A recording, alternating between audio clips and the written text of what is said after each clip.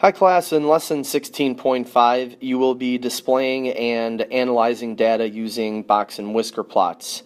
Learning targets for today: constructing and interpreting a box and whisker plot for a data set, and determining if a data set has outliers, and discussing how outliers affect the display and analysis of a data set.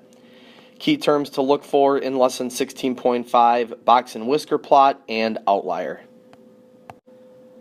Please turn to page 1124, problem 1, box and whisker plots. There is a special type of graph that displays the variation in a data set. A box and whisker plot, or just box plot, is a graph that displays the data using the 5-number summary. Examine the box and whisker plot shown and recall that the 5-number summary consists of the minimum and maximum values in a data set, Q1, Q3, and the median, which is also Q2. After examining the box and whisker plot, please answer letter A through letter E with your group. For letter A, the median is represented by a vertical line that is above the value of the median on the number line. For letter B, the quartiles are represented by vertical line segments above the values of Q1 and Q3 of the number line. For letter C, the box is a rectangle with the line segments for the quartiles as 2 of its sides and the line segment for the median inside the box. For letter D, the minimum and maximum values are represented by dots above the values of the number line. The dots are as high as the center of the sides of the box. And for letter E, the whiskers connect the dots for the minimum and maximum values to the middle of the sides of the box. Please turn to page 1126. Number 2 says to use the box and whisker plot shown to answer each question. Please answer letters A through E with your group. For letter A, we had to identify the values of the 5-number summary. The minimum value is 15, which means that the lowest grade on the test was 15 points. For quartile 1, my value is 40. That means that 25% of the students scored below 40 points and 75% of the students scored above 40 points. The median, or Q2, is 55. That means that half of the students scored below 55 and half scored above 55 points. Quartile 3 is 70. That means 75% of the students scored below 70 points and 25% of the students scored above 70 points. And finally, my maximum value is 90, which means that the highest score on the test was 90 points. For letter B, the range is 90 minus 15, or 75 points. C, the IQR for the test scores is 70 minus 40, or 30 points. The middle 50% of scores had a range of 30 points. That is your explanation for what the IQR represents in this problem situation. For letter D, 50% of the test scores are between Q1 and Q3. And for letter E, you cannot determine how many students took the test. The box plot is only going to display how the test scores are spread out. Please turn to page 1127 and answer letter F and G with your group. For letter F, Karen is not correct because the median is the middle of the data values, not the number line values. For letter G, we are going to disagree with Jamal because it has nothing to do with the length of the whisker. Both whiskers are representing 25% of the scores. So the same number of students scored between 15 and 40 points, as those who scored between 70 and 90 points. You can describe the distribution of a box plot in the same way we described the shapes of stem and leaf plots or histograms. Please answer number 3 with your group. For number 3, the box plot is symmetric. The spread from the beginning of the left whisker to the median is about the same as from the median to the end of the right whisker. We are now going to create a box and whisker plot to represent the data about the amount of time students spent exercising at Sharp Middle School. First, let's recall the values of the 5-number summary from lesson 16.4.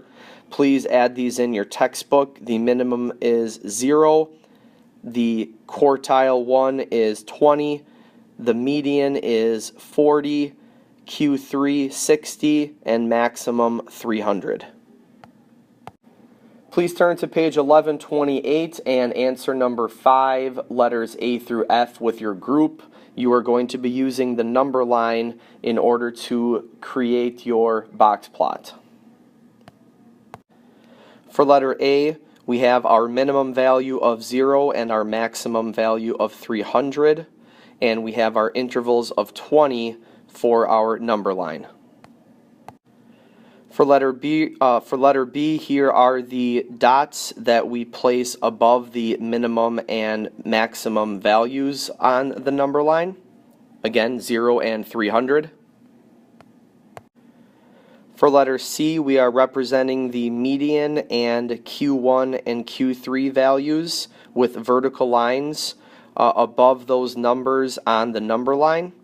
Again, we had Q1 was 20, the median was 40, and Q3 was 60. For letter D, we are going to connect the box to the dots representing the minimum and maximum values. We are drawing whiskers or lines that connect the dots to the box. And finally, for letter E, we want to have a title for our box and whisker plot: time spent exercising each weekday. For letter F, when we describe the distribution of the box plot, it is skewed right since the upper or right half of the data is much more spread out than the lower or left half of the data. Please answer number 6 and number 7, letter A and B, with your group. For number 6, because there is a data value that is much greater than the other data values, this data value is represented with a long whisker and dot as the maximum data value of the data set. For number 7, letter A, there are 3 values that are below Q1 and 3 values that are above Q3. For letter B, the right whisker is longer because that data between Q3 and the maximum value are much more spread out than the values that are between the minimum value and Q1. Please turn to page 1129 and answer number 8 with your group. For number 8, your answers could vary. A couple of answers that you could have written down for the box plot: 75% of the students exercise 60 or fewer minutes per day. Another example, half of the students exercise less than 40 minutes per day. A third example, there is at least one student who does not exercise at all. And there is also one student who claims to exercise 5 hours per day. A value that is far away from the other values in a data set is sometimes called an outlier. An outlier is a number in a data set that is significantly lesser or greater than the other numbers. Please answer number 9 with your group. For number 9, answers could vary, but a likely outlier is 300. One method for determining if a value is an outlier is to determine if that value is more than 1.5 times the interquartile range away from the quartiles. If a value is greater than Q3 plus the quantity of 1.5 times the IQR, or less than Q1 minus the quantity of 1.5 times the IQR, then that value is an outlier. Please answer number 10 with your group. The first thing we need to do is determine the IQR of the data set. Q3 minus Q1 is going to give you the IQR. Q3 is 60, Q1 is 20, so 60 minus 20 is equal to 40. Next, we can use the formula to determine if there are any outliers. The quantity of 1.5 times 40, which is your IQR, is equal to 60. So that's going to tell me that any value greater than Q3 plus 60 or less than Q1 minus 60 will be an outlier.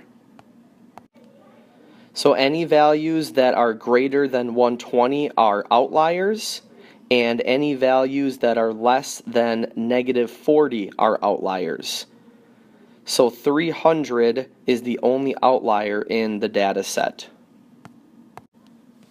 This will conclude today's lesson on displaying and analyzing data using box and whisker plots. Please let me know if you have any questions. Thanks.